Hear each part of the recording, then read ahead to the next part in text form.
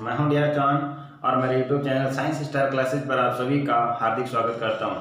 प्यारे विद्यार्थियों, हम बात कर रहे थे 12th बायोलॉजी से लेसन नंबर 6 के बारे में, पादपों में जल अवशोषण एवं वाष्पोत्सर्जन। हमने कल इसके बारे में थोड़ा सा पढ़ा था।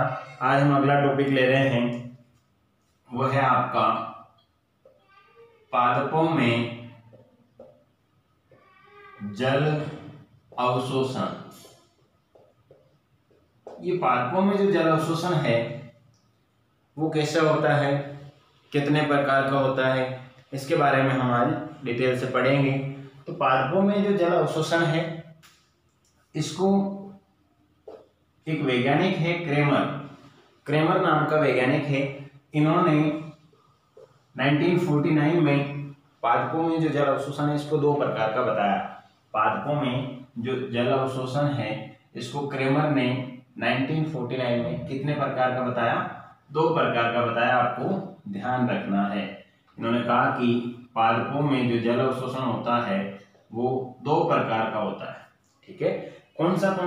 नंबर 1 पे इन्होंने बताया निष्क्रिय जल अवशोषण, और नंबर 2 पे इन्होंने बताया सक्रिय जल अवशोषण। सक्रिय जल अवशोषण, ये 2 प्रकार का इन्होंने पादपों में अवशोषण बताया कि 2 तरीके से जो है पादपों में जल का अवशोषण होता है। कौन सा? निष्क्रिय जल अवशोषण और सक्रिय जल अवशोषण, या फिर इसको कहेंगे हम लोग पासिव और इसको कहेंगे एक्टिव, है ना। पासिव एब्जॉर्प्शन ऑफ वाटर और यहाँ हो जाएगा एक्टिव एब्जॉर्प्शन ऑफ वाटर।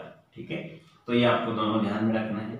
अब हम इन दोनों को अंतर करते हुए पढ़ लेते हैं ताकि पढ़ने में थोड़ी आसानी रहेगी। ठीक है, अंतर भी लिख सकते हो आप, इनकी परिभाषाएं भी लिख सकते हो। तो अंतर करके पढ़ते हैं ताकि अंतर पूछा जाएगा तो आप अंतर लिख लोगे, परिभाषाएं पूछी जाएगी तो सीधे आप परिभाषा लिख लोगे। तो मैं बात करता हूँ यहाँ पर, देखो निष्क्रिय जल अवशोषण की, है ना। निष्क्रिय जल अवशोषण में क्या होता है, देखो यहाँ पर सबसे पहले बात करें निष्क्रिय जल अवशोषण की। इधर निष्क्रिय है और इस तरफ सक्रिय है ना। तो निष्क्रिय में क्या होगा, देखो अवशोषण, जल अवशोषण लिख लेता हूं। जल अवशोषण के कारक पत्तियों में उपस्थित होते हैं। जल अवशोषण के कारक कहाँ उपस्थित होते हैं? पत्तियों में उपस्थित होते हैं। वह, दूसरा पॉइंट लिख लेंगे इसमें, वह जड़ या मूल की कोशिकाएं केवल मार्ग का कार्य करती है। 2 बातें ध्यान रखनी है कि जल अवशोषण के जो कारक है वो कहाँ पर उपस्थित हो? पत्तियों में उपस्थित हो, और मूल की जो कोशिकाएं हैं ये क्या करती है? केवल मार्ग का कार्य करती है। तो इस प्रकार के जल अवशोषण को हम कहेंगे निष्क्रिय जल अवशोषण। याद रह जाएगी। देखो परिभाषा भी लिख सकते हैं, 2 अंतर लिख लिए। इस तरफ इसका विपरीत हो जाएगा, जल अवशोषण के कारक मूल में उपस्थित होते हैं। जल अवशोषण के जो कारक होते हैं वो कहाँ पर स्थित होते हैं? मूल में स्थित होते हैं या फिर उपस्थित होते हैं, और मूल की कोशिकाएं अवशोषण में सक्रिय भाग लेती है। ध्यान रखना, सक्रिय भाग लेती है। ठीक है ना। जबकि इसमें क्या होगा, मूल की कोशिकाएं सक्रिय भाग नहीं लेती है, केवल मार्ग प्रदान करने का काम करती है। और सक्रिय में क्या है, मूल की कोशिकाएं जो है सक्रिय भाग लेती है। तो ये हो जाएगी आपके दोनों के अंतर और परिभाषाएं। इसकी परिभाषा कैसे लिखोगे निष्क्रिय जल अवशोषण की, कि वह जल अवशोषण जिसमें जल अवशोषण के कारक पत्तियों में उपस्थित होते हैं और मूल की कोशिकाएं केवल मार्ग का कार्य करती है, इसे निष्क्रिय जल अवशोषण कहते हैं। ये इसकी परिभाषा आप लिख सकते हो। इसकी परिभाषा कैसे लिखोगे आप? वह जल अवशोषण जिसमें जल अवशोषण के कारक मूल में उपस्थित होते हैं और मूल की कोशिकाएं अवशोषण में सक्रिय भाग लेती है, इसे सक्रिय जल अवशोषण कहते हैं। या फिर दूसरे तरीके से दूसरी परिभाषा या दूसरा अंतर कैसे लिख सकते हो? देखो, इसमें जल अवशोषण हेतु आवश्यक बलों की उत्पत्ति वायवीय भागों में होती है। वायवीय भागों में होती है, वायवीय भागों में कह सकते हैं या फिर प्रो में कह सकते हैं। जबकि इसमें क्या हो जाएगा? जल अवशोषण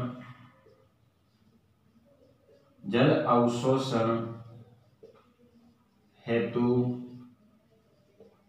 आवश्यक बलों की उत्पत्ति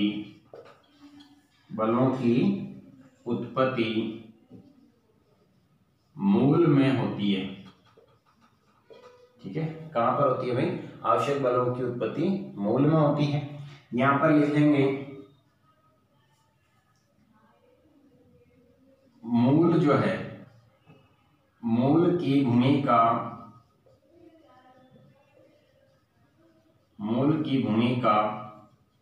गौण होती है। गौण यानी कि नगण्य, बहुत ही कम काम आएगी। यहाँ पर मूल केवल मार्ग प्रदान करने का काम करती है, जबकि यहाँ पर क्या हो जाएगा? मूल की भूमिका प्रमुख होती है, क्योंकि यहाँ पर जो आवश्यक बल है वो मूल में उत्पन्न हो रहे हैं, इसलिए मूल की जो भूमिका है वो प्रमुख होती है। आप दोनों में से या तो आप ये परिभाषा याद रख लें या फिर ये परिभाषा याद रख लें। अंतर पूछा जाएगा तो ये आप दोनों अंतर लिख सकते हैं। तो 2 क्लियर हो गए आपके कि जल अवशोषण 2 प्रकार का होता है, निष्क्रिय और सक्रिय जल अवशोषण। निष्क्रिय में आपको परिभाषा और अंतर दोनों समझा दिए मैंने, सक्रिय में परिभाषा और जो है अंतर दोनों समझा दिए मैंने। ठीक है, तो इसका एक बार आप यहाँ तक स्क्रीनशॉट ले लीजिए।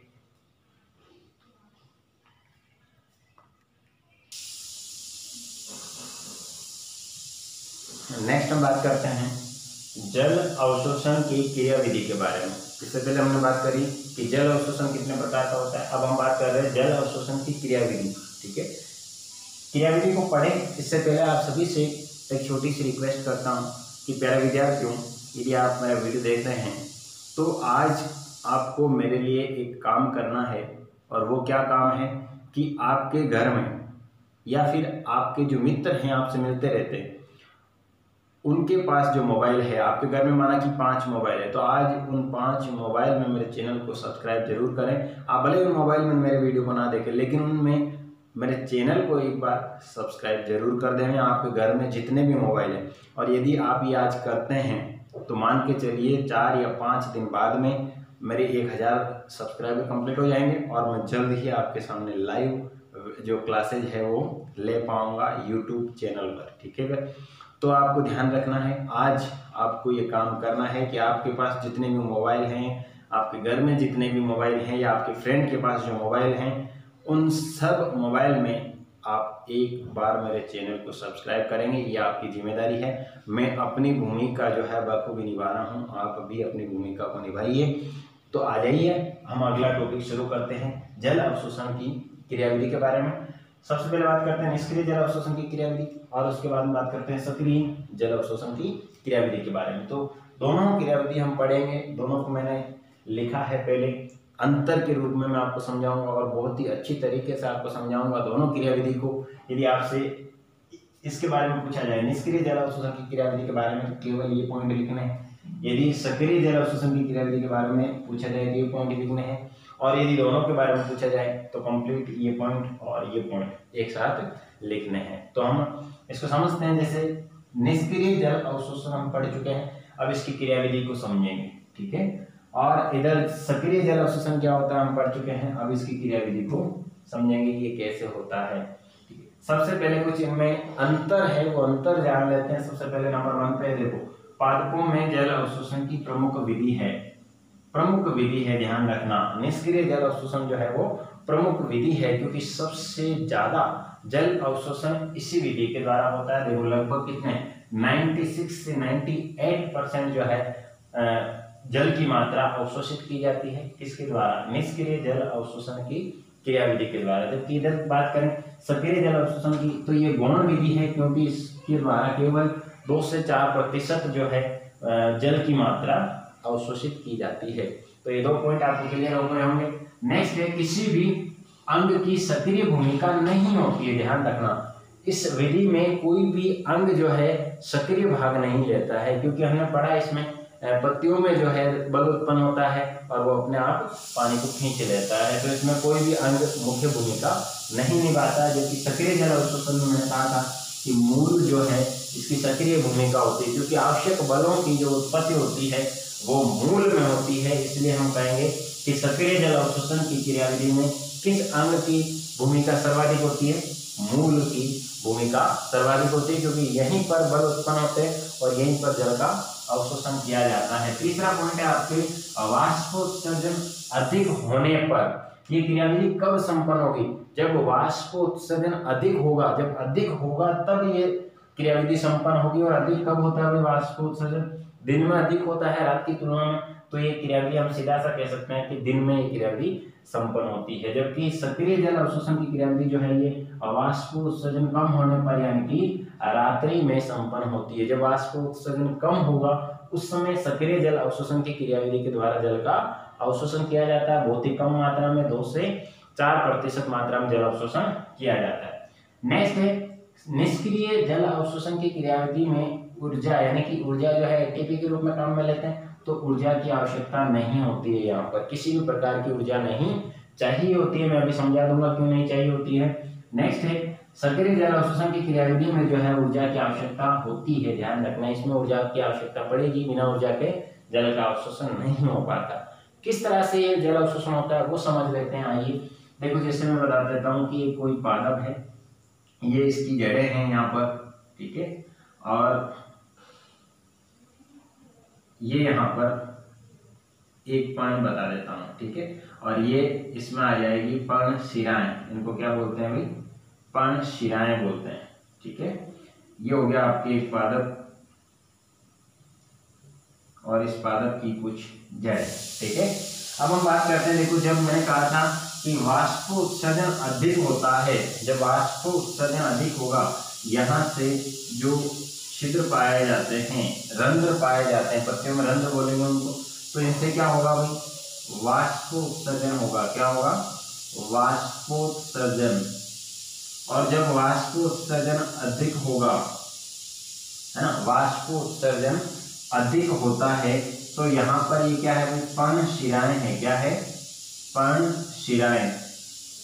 इन पर्णशिराओं में एक तनाव उत्पन्न हो जाता है। इन पर्णशिराओं में क्या उत्पन्न हो जाता है भाई? एक तनाव उत्पन्न हो जाता है। तनाव या खिंचाव बोल सकते हैं। तनाव या खिंचाव उत्पन्न हो जाता है। जब तनाव या खिंचाव उत्पन्न हो जाता है तो इस तनाव या खिंचाव को हम बोलेंगे, यहां पर जो तनाव उत्पन्न हो रहा है इसको क्या बोलेंगे हम? ऋणात्मक तनाव बोलेंगे। क्या बोलेंगे भाई? ऋणात्मक तनाव बोलेंगे, क्योंकि ये तनाव जो यहाँ पर्णशिराओं में उत्पन्न हो रहा है ये यहाँ से चल करके कहाँ तक जाएगा? देखो यहाँ पर उत्पन्न हुआ, पर्णशिराओं से चल करके शाखाओं से होते हुए, तने से होते हुए, और ये कहाँ चला जाएगा? जड़ों तक चला जाता है। कहाँ तक चला जाता है भाई? जड़ों तक चला जाता है। ये जो ऋणात्मक तनाव उत्पन्न हुआ था ये किसके माध्यम से? यहाँ जल स्तंभ होता है। तने में क्या होता है भाई? जल स्तंभ होता है, अटूट जल स्तंभ होता है, ठीक है, क्योंकि जल के अणु जुड़े हुए रहते हैं एक दूसरे से, तो इसको बोलते हैं हम अटूट जल स्तंभ। तो अटूट जल स्तंभ से होते हुए ये कहाँ तक चला जाता है? जड़ों तक चला जाता है, और यहाँ से जड़ों के द्वारा क्या कर लिया जाता है अभी? जल अवशोषण कर लिया जाता है। अवशोषण। देखो मैंने कहा था इसमें ऊर्जा की आवश्यकता नहीं होती है। ऊर्जा की आवश्यकता क्यों नहीं होती? क्योंकि एक खिंचाव उत्पन्न हुआ है जो जल को अपने आप ही मूल रोम के माध्यम से खींच लेता है।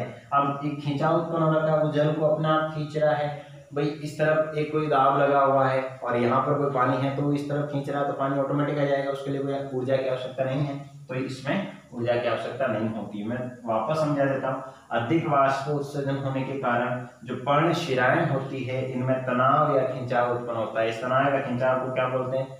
ऋणात्मक तनाव या खिंचाव बोलते हैं, क्योंकि ये पत्तियों से स्तंभ से होते हुए जड़ तक जाता तो ये ऋणात्मक कहलाएगा। यदि यहाँ से चलता तो धनात्मक होता। ठीक है, तो ये ऋणात्मक तनाव किससे?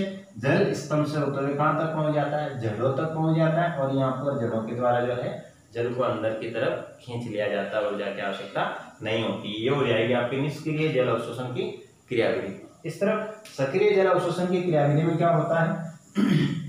ये जैसे ये तना है और फिर ये जड़ें हैं यहाँ पर, ठीक है, तो ये जो जल स्तंभ है इस तने में क्या बना हुआ होता है? जल स्तंभ होता है। ये हम बात कर चुके हैं जल स्तंभ, ठीक है।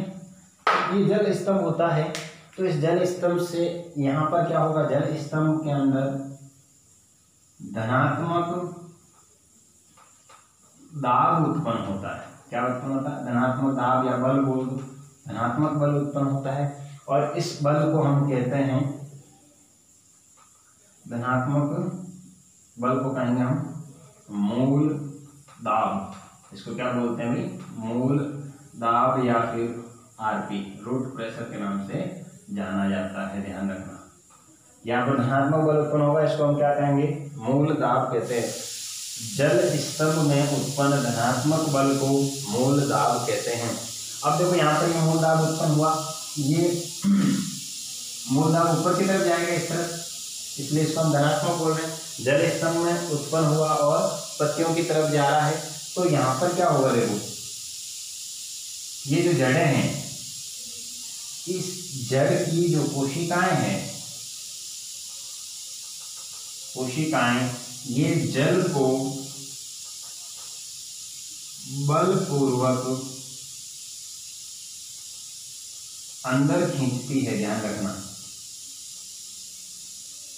है ना। जड़ की जो कोशिकाएं हैं इस मूल दाब के कारण क्या करेगी? बलपूर्वक जल को अंदर खींचती है, ध्यान रखना, जल को बलपूर्वक अंदर खींचती है। तो बलपूर्वक अंदर खींचेगी तो इसको किसकी आवश्यकता पड़ेगी भाई? एटीपी की आवश्यकता पड़ेगी, एडिनोसिन ट्राइफॉस्फेट की आवश्यकता पड़ेगी, ठीक है, क्योंकि बलपूर्वक अंदर खींच रही है और बल लगाने के लिए इसको ऊर्जा की आवश्यकता होती है। ऊर्जा किस रूप में काम में ली जाती है? एटीपी के रूप में काम में ली जाती है। ये कौन प्रदान करेगी इनको? तो यहाँ पर बात कर सकते हैं श्वसन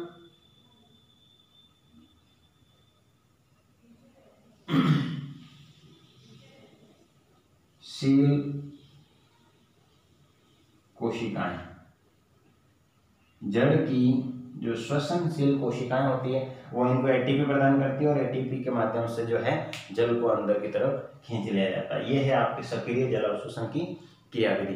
मैंने आपको दोनों समझा दिए, सक्रिय जल अवशोषण और निष्क्रिय जल अवशोषण, और अब इन दोनों की क्रियाविधि भी समझा दी है। आपको इससे संबंधित और कुछ मुझसे पूछना हो, कुछ समझ में नहीं आया हो, तो आप मुझे कमेंट करके पूछ सकते हैं मेरे यूट्यूब चैनल पर। और ये नोट्स आप प्राप्त करना चाहते हैं तो मेरे टेलीग्राम चैनल को अवश्य ही ज्वाइन करें। मेरे डिस्क्रिप्शन बॉक्स में टेलीग्राम चैनल का लिंक आपको दिया हुआ मिल जाएगा, वहां जाकर के आप जो है उसको ज्वाइन कर सकते हैं। टेलीग्राम जो ऐप है वो आपके पास नहीं है तो उसको आप डाउनलोड कर लें, फिर मेरे चैनल को जो है ज्वाइन कर लें, ताकि जितना भी मैं पढ़ा रहा हूँ इन सब की PDF के रूप में आपको नोट्स मिल जाएंगे। आप चाहे तो इनका प्रिंट भी निकाल सकते हैं, आप चाहे तो इनको देख करके लिख भी सकते हैं। बहुत बहुत धन्यवाद मेरे प्यारे विद्यार्थियों।